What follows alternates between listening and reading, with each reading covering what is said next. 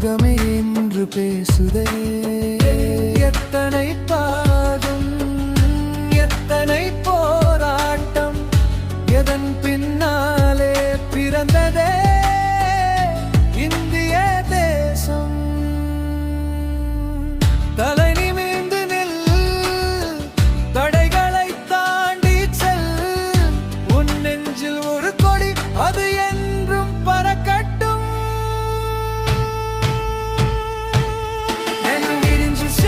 இந்த மண் எங்கள் உயிரே, இந்த கோடி எங்கள் பெருமையே.